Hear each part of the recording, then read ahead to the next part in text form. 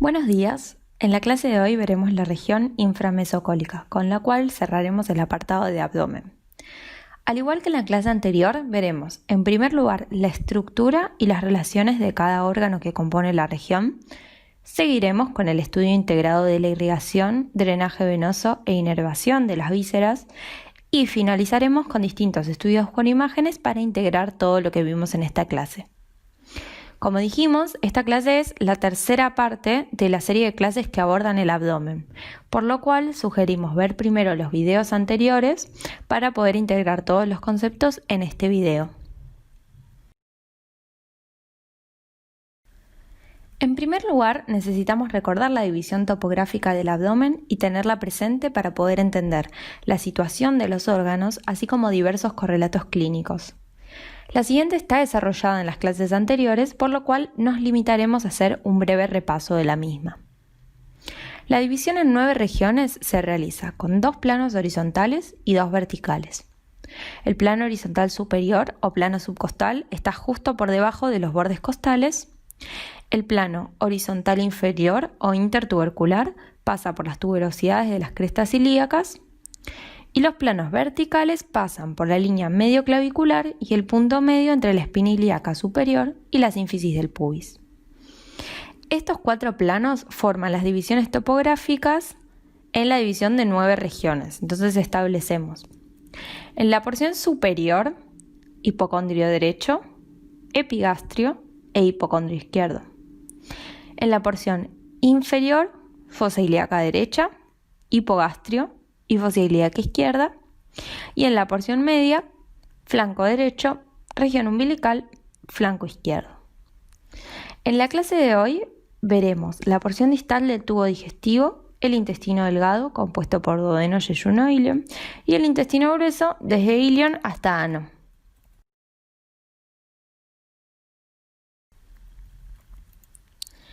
El duodeno es la parte inicial del intestino delgado, interpuesta entre el estómago y el yeyuno. Se extiende desde el píloro hasta la flexura duodeno-yeyunal. Se caracteriza por su adosamiento casi completo al peritoneo parietal posterior, sus relaciones con la cabeza del páncreas, alrededor de la cual se dispone como un anillo incompleto, y la desembocadura de los conductos colédoco del hígado y pancreático en la polla hepatopancreática, así como por su localización en íntima relación con los vasos mesentéricos superiores. Como dijimos, el duodeno tiene forma de anillo incompleto, dispuesto alrededor de la cabeza del páncreas. Distinguimos en él 4 porciones y una terminación, que es la flexura duodeno-yeyunal. La primera porción es superior. La segunda porción es descendente. La tercera porción es horizontal y la cuarta porción es la porción ascendente. También las pueden encontrar en alguna bibliografía como D1, D2, D3 y D4. Veremos a continuación las características de cada segmento. La porción superior es horizontal y ascendente. Continúa el píloro, siendo el límite externo entre ambos el surco duodenopilórico. Se dirige hacia la derecha y hacia atrás hasta la rodilla, el ángulo que forma con la segunda porción duodenal. Tiene una zona móvil y dilatada ubicada a la izquierda de la arteria gastroduodenal y otra fija a la derecha de la misma. Se relaciona hacia superior con el hígado, vesícula biliar y aumento menor. Hacia inferior con el aumento mayor y el borde superior de la cabeza del páncreas. Hacia anterior con el lóbulo cuadrado del hígado y hacia posterior con la arteria gastroduodenal y sus ramas pancreatoduodenales y la porción inferior del pedículo hepático. Su segunda porción, o porción descendente, recibe los conductos excretores biliar y pancreático. Esta porción es vertical y descendente. Se extiende desde la rodilla superior hasta la rodilla inferior, que es el ángulo que forma con la tercera porción del duodeno. Recibe en su pared interna, como dijimos, los conductos biliares y pancreáticos y se ubica por detrás de la raíz del mesocolon transverso, el cual determina en la misma 2 sectores, la supramesocólica y el inframesocólico. Entonces, este es un órgano que se encuentra en el límite. Es por eso que en la mayor parte de la bibliografía lo van a encontrar como un órgano supramesocólico. Nosotros en estas clases decidimos integrarlo al capítulo de inframesocólico para poder ver todo intestino delgado completo. Se relaciona anteriormente su porción supramesocólica con la extremidad derecha del colon transverso a través de la fascia preduodenopancreática y su porción inframesocólica con las asas del yeyuno ilion. Posteriormente por la fascia de Treitz, que veremos después, con la vena porta. Medialmente con el borde derecho de la cabeza del páncreas y los conductos colédoco, pancreático principal y pancreático accesorio. Hacia el lateral vuelven a variar sus relaciones. La porción supramesocólica se relaciona con el lóbulo derecho del hígado y la porción inframesocólica con el colon ascendente a través de la fascia de TOLT 2 o retrocólicas derecha. La porción horizontal o inferior se dirige hacia la izquierda a partir de la rodilla inferior. Se relaciona hacia anterior con los vasos mesentéricos superiores. Esta es una relación muy importante, ya que estos vasos cruzan la cara anterior de la porción horizontal, la vena a la derecha de la arteria. La arteria conforma con la aorta un ángulo agudo de abertura inferior que se llama compás aortomesentérico, donde se ubican la vena renal izquierda, el uncus pancreático y la tercera porción duodenal. Hacia posterior se relaciona con la vena cava inferior y la arteria mesentérica inferior, entre la tercera y cuarta porción duodenal. Hacia superior se relaciona con la cabeza del páncreas y con el borde inferior de las asas yeyuno-iliales. Por último, la cuarta porción, que es vertical y ascendente, se dirige hacia la izquierda hasta formar con la primera asa de yeyuno el ángulo duodeno-yeyunal o ángulo de Treitz. Este ángulo es una flexura que marca la transición entre el intestino adherido, que es el duodeno, y el móvil, que son yeyuno-ilion, dispuestos en un plano sagital abierto hacia abajo y con un vértice superior a la tangente de la raíz del mesocolon transverso. Está suspendido por una formación fibromuscular conocida como ligamento de Treitz. Esta porción se relaciona hacia anterior con el mesocolon transverso y asas yeyuno-iliales, hacia posterior con los vasos renales izquierdos, hacia lateral con el uréter izquierdo y el borde interno del riñón izquierdo, y hacia medial con la aorta y la raíz del mesenterio.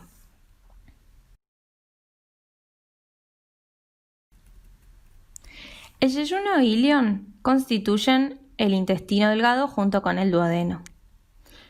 A grandes rasgos es difícil diferenciarlos entre sí, pero hay ciertos parámetros que se pueden utilizar.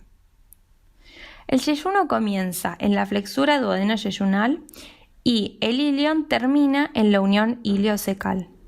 No existe un límite neto macroscópico entre ambos, yeyuno e ilion. Las asas llenan todo el centro de la cavidad peritoneal por debajo del mesocolon transverso, enmarcadas por el colon.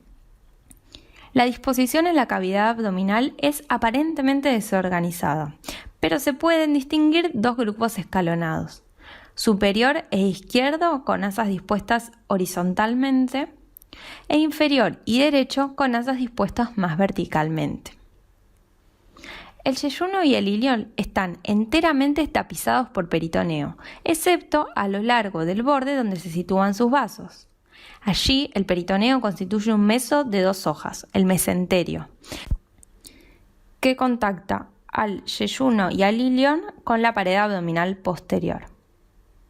En líneas generales, las asas se relacionan hacia anterior con la porción libre del omento mayor, hacia posterior con los órganos retroperitoneales, aorta, vena cava inferior, uréteres, duodeno inframesocólico, hacia superior con el colon y mesocolon transverso, hacia inferior con la cavidad pélvica, recordando que las asas se interponen entre los recesos que forman los órganos de la pelvis, hacia lateral derecho con el ciego, colon ascendente, y hacia lateral izquierdo con el colon descendente y el sigmoideo.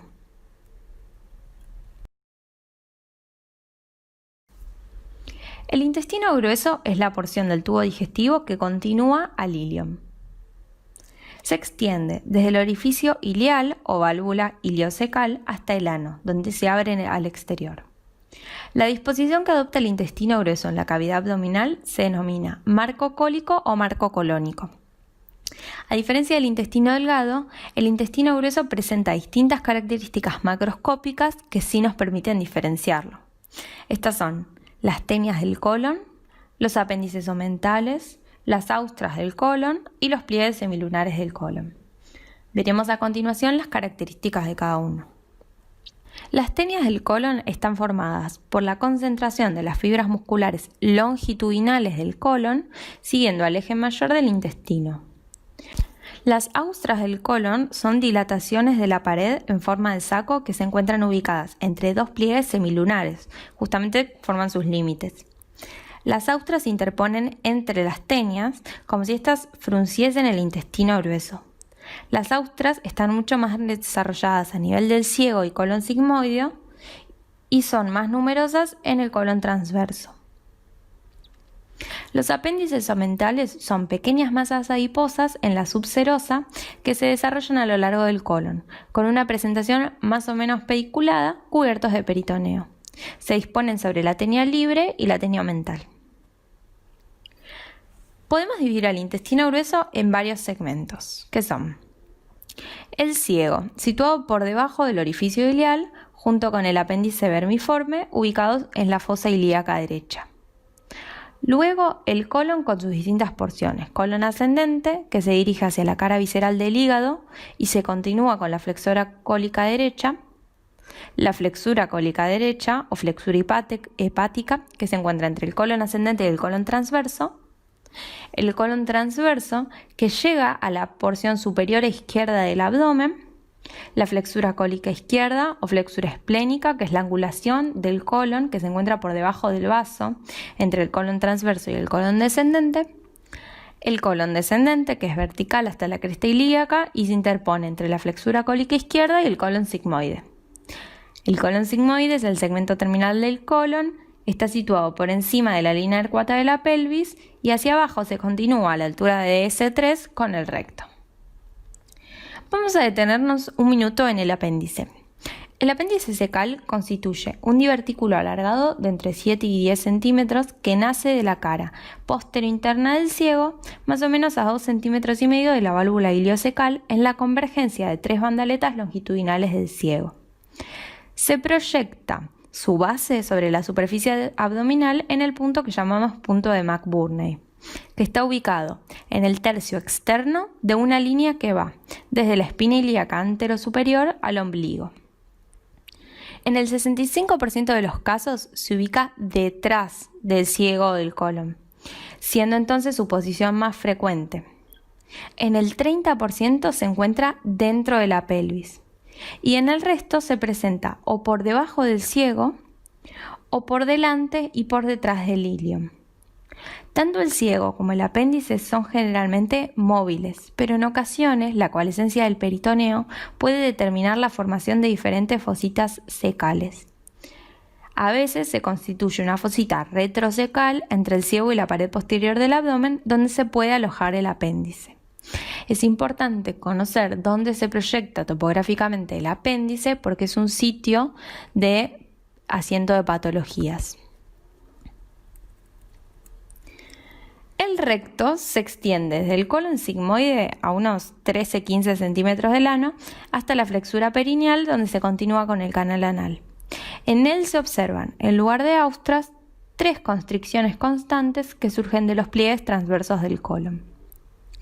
El canal anal, la última porción del intestino grueso, comienza con las columnas anales a nivel de la unión ano-rectal y luego un trayecto de 3 o 4 centímetros termina en el ano.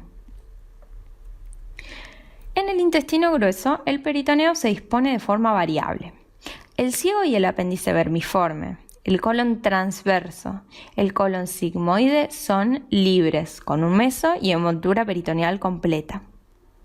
El colon ascendente y el colon descendente están adosados a la pared posterior del abdomen a través de las fascias retrocólica derecha y retrocólica izquierda, o también las pueden encontrar como fascia de Tolt 2 y fascia de Tolt 3 respectivamente.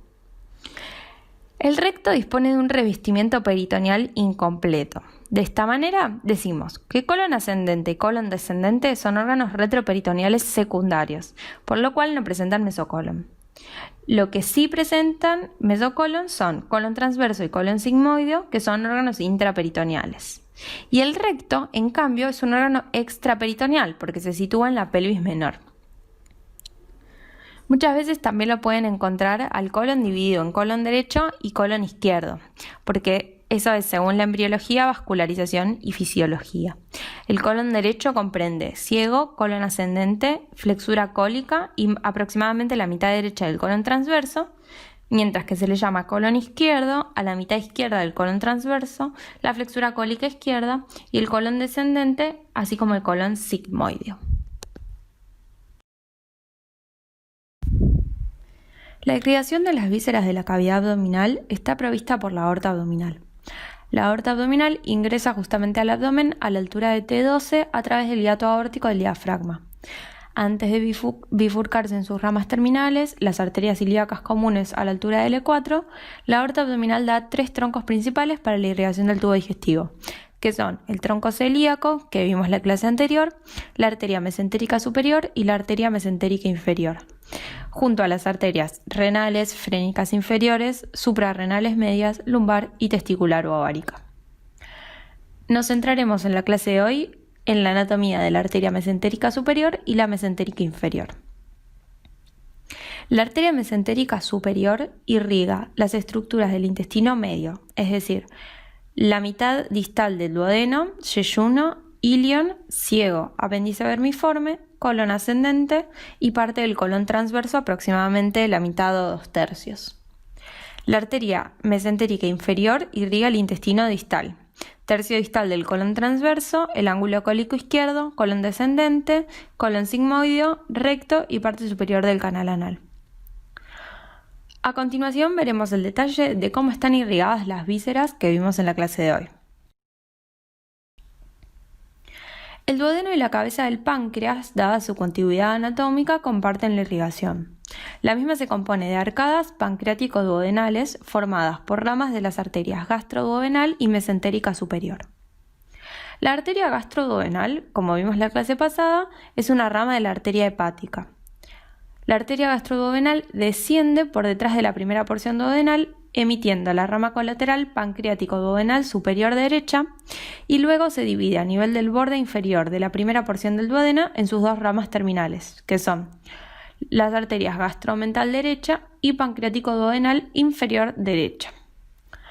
Entonces, el arco pancreático-duodenal superior es posterior y está irrigado por la anastomosis de las arterias pancreático-duodenal superior, derecha e izquierda, ramas colaterales de la gastroduodenal y la mesentérica superior, respectivamente.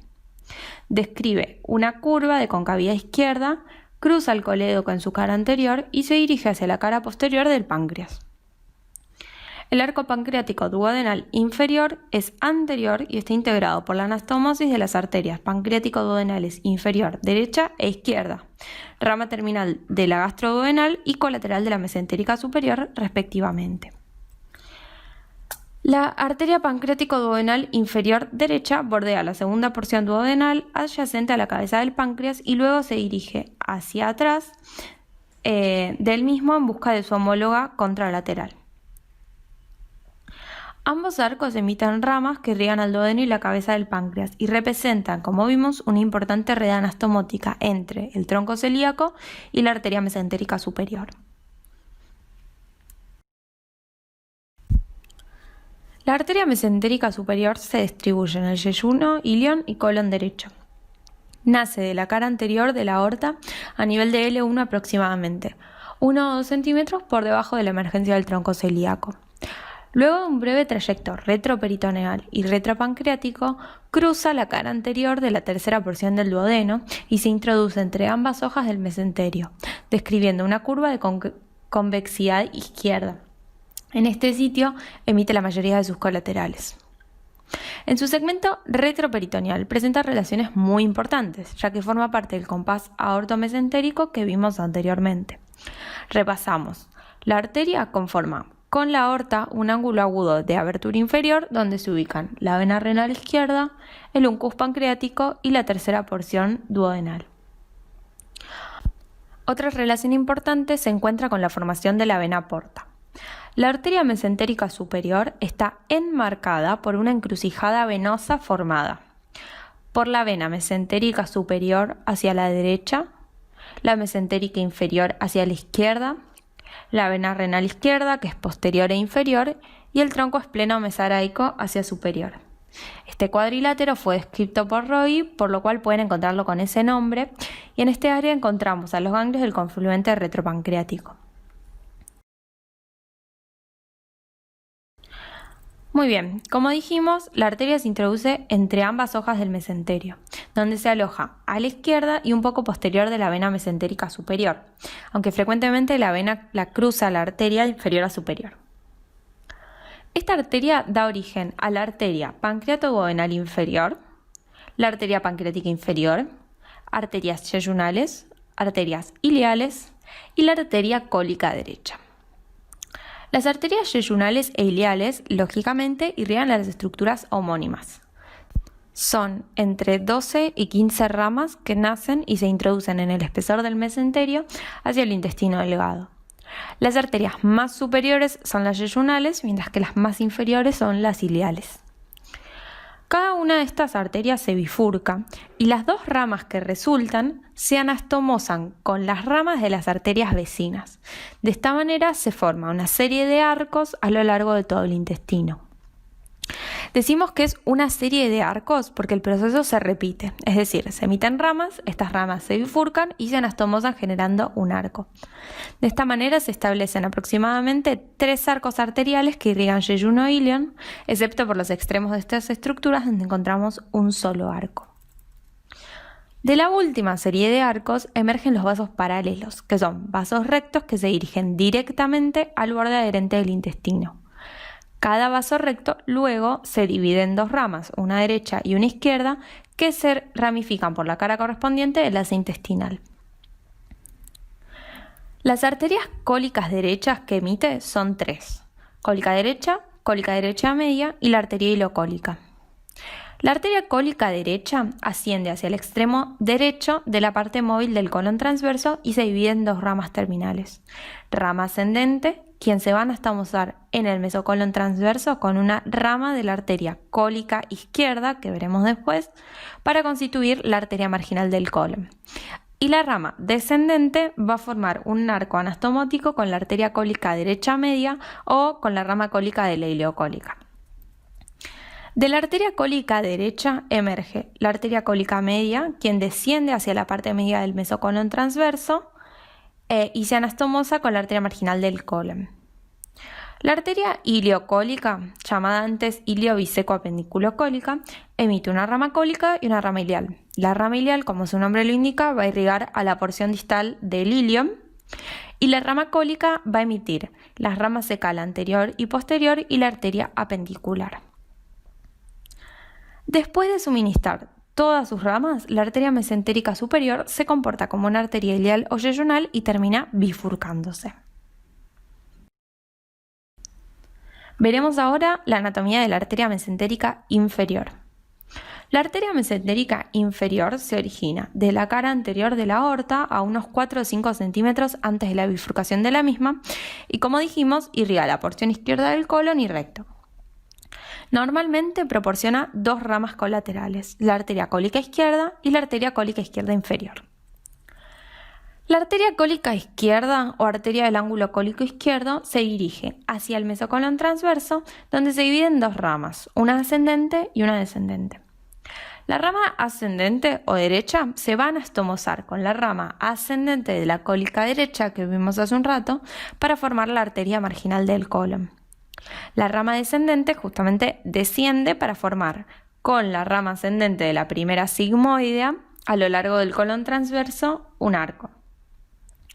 La arteria cólica izquierda inferior o tronco de las sigmoideas nace muy cerca de la arteria cólica izquierda, cruza la vena mesentérica inferior y se divide en 3 ramas: arteria sigmoidea superior, sigmoidea media y sigmoidea inferior para irrigar a la estructura homónima.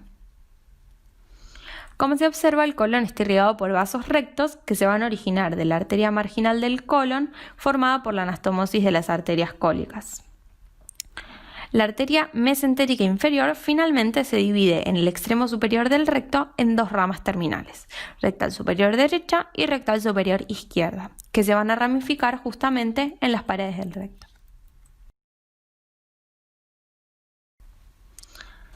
El drenaje venoso de las vísceras abdominales está dado por el sistema venoso portal. La vena porta drena la sangre venosa de los órganos del abdomen y pelvis irrigados por el tronco celíaco y las arterias mesentéricas superior e inferior. La vena porta se forma por la unión de la vena mesentérica superior con la vena esplénica, en la cual previamente drenó la mesentérica inferior. De esta manera, una vez formada la vena porta, se dirige hacia el hígado, donde será filtrada y drenada su sangre hacia la vena cava inferior. El origen de la vena porta se sitúa en la parte media de la cara posterior del páncreas a nivel del cuello. Está formada, como dijimos, por la convergencia de la mesentérica superior, que es vertical, y la vena esplénica transversal. La vena es primero retropancreática. Penetra en el ligamento hepatoduodenal y termina en el porte hepático, donde se divide en dos ramas, derecha e izquierda. En el segmento retropancreático, la vena está en el mesoduodeno, por delante del adosamiento, a la derecha de la arteria mesentérica superior, rodeada por los nodos linfáticos, y a la izquierda del conducto colédoco en su porción retropancreática. La vena está contenida en la fascia retroduodenopancreática a la derecha de la línea media. La fascia de coalescencia separa de los planos posteriores, en particular de la vena cava inferior y de la vena renal izquierda, situada algo más por debajo. En el segmento portal, la bifurcación de la vena porta hepática se realiza en contacto con el porte hepático detrás de la división arterial y de la convergencia de los conductos hepáticos. Este segmento es profundo y la vena está rodeada por un tejido denso emanado de la cápsula fibrosa perivascular y nodos linfáticos. Desde su origen, la vena porta hepática recibe a la vena gástrica izquierda, que puede participar de su origen, a la vena gástrica derecha, a la vena pancreatoduodenal superior posterior, a las venas prepilóricas, a la vena paraumbilical y a pequeñas venas provenientes de la vía biliar.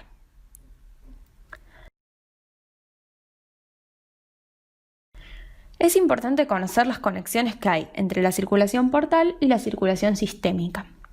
Las anastomosis portosistémicas o portocavas son aquellas que justamente comunican el sistema venoso cava con el sistema venoso porta en la submucosa del esófago inferior, del conducto anal, de la región paraumbilical y de las caras posteriores de las vísceras retroperitoneales secundarias o el hígado. En primer lugar, para entender la fisiopatología de la hipertensión portal, que es lo que va a originar que haya circulación por estos vasos, hay que conocer el funcionamiento normal del hígado. El hígado es el principal sitio de resistencia al flujo portal y normalmente se comporta como una red que es distensible y opone poca resistencia. Dada la capacidad que tiene el hígado normal para adaptar su resistencia a los cambios de flujo, normalmente las variaciones de presión portal no generan un mayor cambio en el influjo arterial esplácnico. Ahora, durante la evolución de enfermedades hepáticas crónicas, lo que pasa es que se producen alteraciones estructurales y funcionales a nivel hepático y esplácnico que resultan en aumentos de la resistencia al flujo portal y, por otra parte, el aumento del influjo sanguíneo venoso portal. Entonces, de esta manera, lo que conseguimos es que al haber más resistencia, se eleve la presión portal, generando la llamada hipertensión portal. La causa más frecuente de hipertensión portal intrahepática es la cirrosis en el mundo occidental. Las enfermedades hepáticas crónicas evolucionan a la cirrosis en periodos de tiempo prolongados, habitualmente décadas. Entonces, por lo general es un cuadro que se va estableciendo con el tiempo. Como consecuencia de las alteraciones estructurales progresivas y del aumento de la resistencia vascular, porque piensen que en el proceso de cirrosis lo que pasa es que se genera mayor tejido colágeno, el tejido colágeno no es distensible, entonces hay mucha más resistencia. Entonces la presión portal comienza a aumentar, generando que la sangre venosa, al no poder atravesar el hígado porque le genera mucha resistencia, desarrolla una vía para retomar a la circulación sistémica a través de esta red de colaterales. Piensen que además, como vimos en la clase anterior, el hígado posee numerosas funciones, como por ejemplo la detoxificación. Entonces, este cuadro es un cuadro bien sistémico, porque no solo es un problema que la sangre pase por vasos que no están preparados para tanto flujo y que se puedan producir hemorragias, sino que también esta sangre, al no pasar por el hígado, puede contener metabolitos tóxicos para el organismo que deberían pasar por el hígado para inactivarse, pero que no lo están haciendo. Ahora sí, veremos cuáles son los vasos que integran estas anastomosis portocavas. Anastomosis esofágicas. En el esófago abdominal, la vena gástrica izquierda y las venas esofágicas inferiores, que son parte de la circulación portal, se anastomosean con las tributarias inferiores de las venas esofágicas que drenan en la vena ácidos y hemiácidos, que son parte de la circulación sistémica. Entonces, de esta manera se originan las varices esofágicas y las varices gástricas. Estas varices son particularmente sangrantes. Entonces, normalmente requieren tratamiento y en caso de ruptura de una varice, el tratamiento quirúrgico es urgente. Anastomosis rectales. En el recto, las venas hemorroidales superiores, que son del sistema portal, se anastomosan con las venas rectales inferiores y medias, que son drenadas a las venas ilíacas internas y pudendas, que son parte de la circulación sistémica. En el colon, las venas cólicas izquierdas de la circulación portal se anastomosan con las venas lumbares ascendentes de la circulación sistémica. Y en el retroperitoneo, las venas cólicas y omentales de la circulación portal se anastomosan con las venas retroperitoneales, que son de la circulación sistémica, a la altura de las flexuras cólicas derecha e izquierda. Anastomosis paraumbilicales. En el ombligo, las venas paraumbilicales a ambos lados del ligamento redondo del hígado son tributarias de la rama izquierda de la vena porta, que obviamente forma parte de la circulación portal. Estas se anastomosan con las tributarias periumbilicales de las venas tóraco-epigástricas y de las venas epigástricas superficiales, que son parte de la circulación sistémica. Permiten la aparición de esta imagen clásica llamada cabeza de medusa, que como vemos en la imagen se acompaña de ascitis, que es líquido libre en la cavidad peritoneal. Veremos ahora distintos estudios por imágenes para poder integrar todos los conceptos vistos en las 3 clases de abdomen. En el siguiente estudio observamos el tejido óseo, tomando la vértebra que se observa, hiperdensa, mientras que el tejido subcutáneo lo vemos hipodenso, por lo cual decimos que el estudio que observamos es una tomografía. Observamos el eje sagital o anteroposterior y el eje laterolateral, por lo cual decimos que la imagen que observamos es de un plano axial. Como vimos previamente, localizamos una vértebra con el cuerpo hacia anterior y el macizo apofisiario hacia lateral y posterior, por lo cual decimos que esto es posterior y hacia anterior encontramos los componentes de la pared anterolateral del abdomen.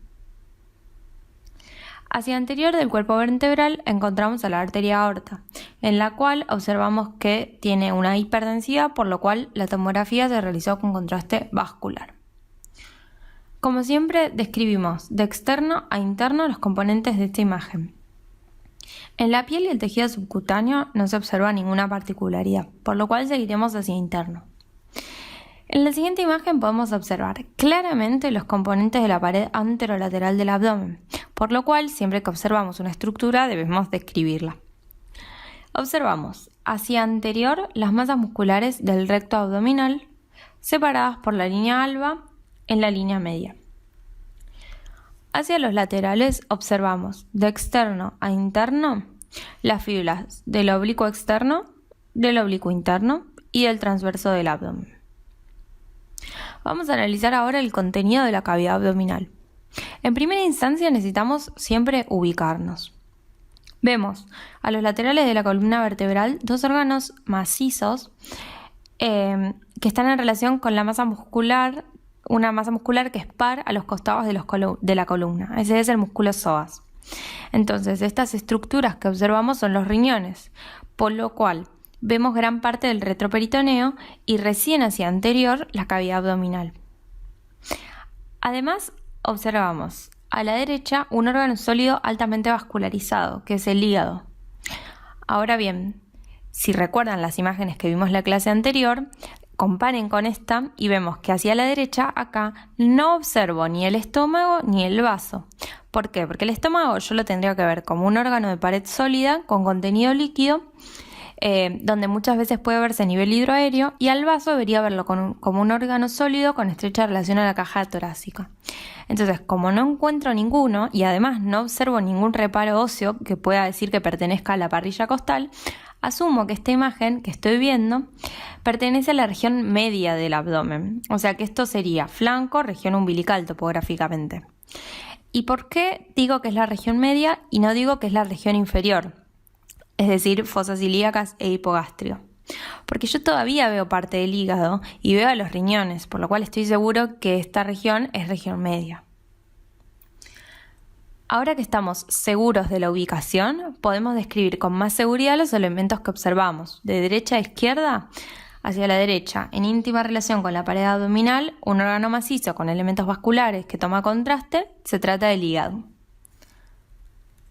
Hacia anterior observamos un órgano donde realzan las paredes, pero el contenido es heterogéneamente hipodenso, con zonas donde incluso observamos nivel hidroaéreo. Este órgano además ocupa aproximadamente la porción anterior de la imagen. Y por todas estas características podemos decir que lo que estamos observando son asas intestinales. Por el tamaño de las asas, que son más pequeñas en la línea media y más grandes en los laterales, así como por el contenido y la disposición, podemos decir a grandes rasgos que lo anterior sería más compatible con una descripción de intestino delgado, mientras que hacia los laterales podría corresponderse con intestino grueso.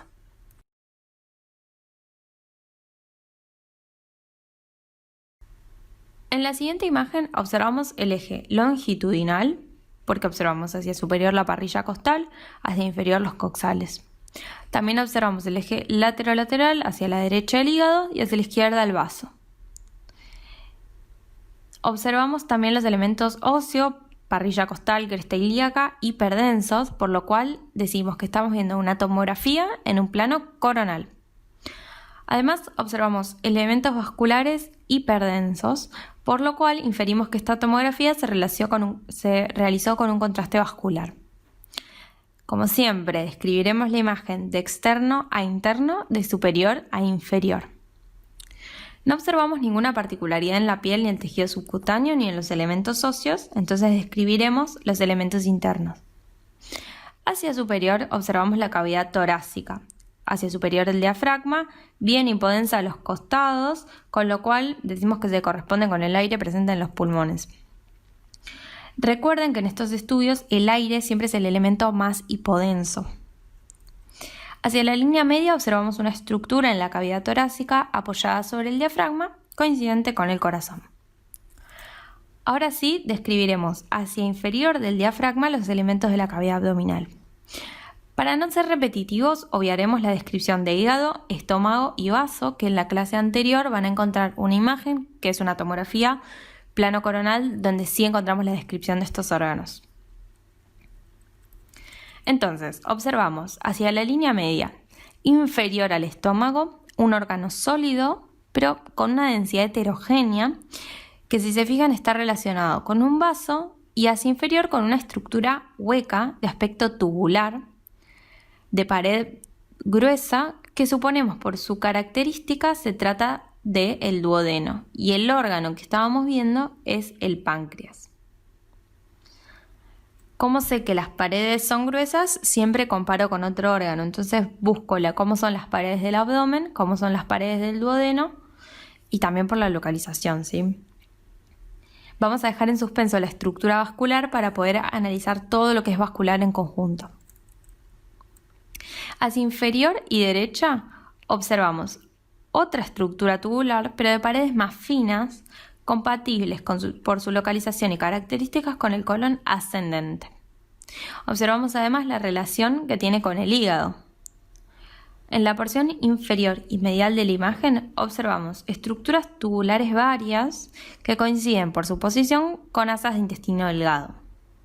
Y hacia la izquierda, un asa que se encuentra en el flanco izquierdo, que se relaciona con el vaso hacia superior y que podríamos decir que se corresponde con el colon descendente.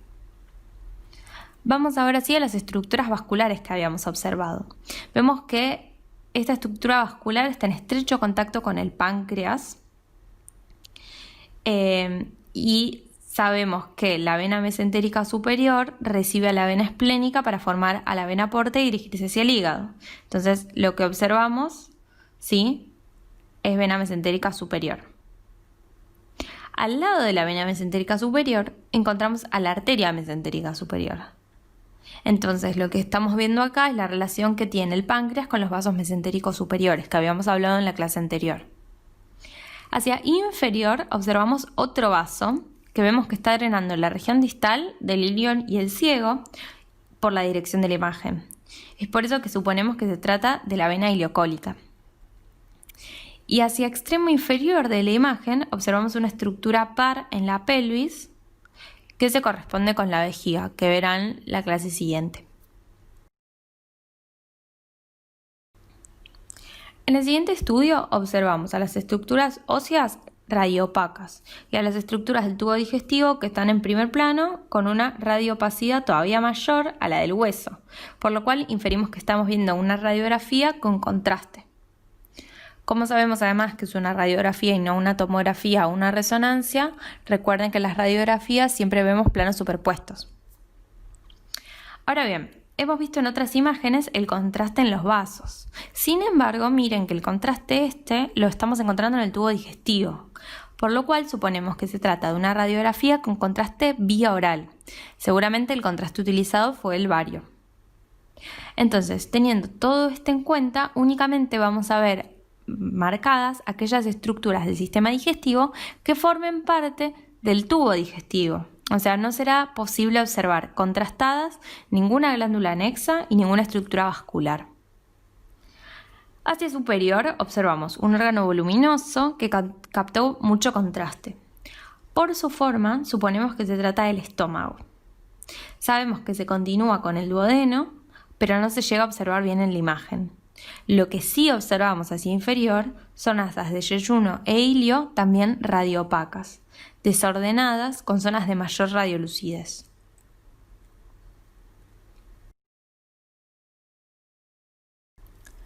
En la siguiente imagen observamos nuevamente una radiografía con zonas de radioopacidad y zonas de radiolucidez, como por ejemplo partes óseas. Nuevamente observamos mayor radiolucidez en zonas del tubo digestivo que no se verían normalmente así en una radiografía convencional sin contraste. Entonces decimos que se trata nuevamente de una radiografía contrastada con bario, que es un contraste vía oral. Pero esta vez no observamos yeyuno ilium.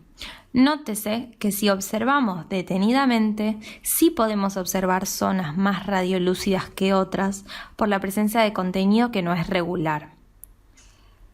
Pero lo que observamos, si bien contrastado, son las distintas partes del colon. Entonces repasamos.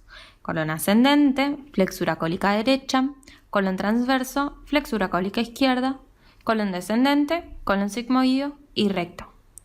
Además, si miran bien, podemos observar claramente bien marcadas las austras del colon.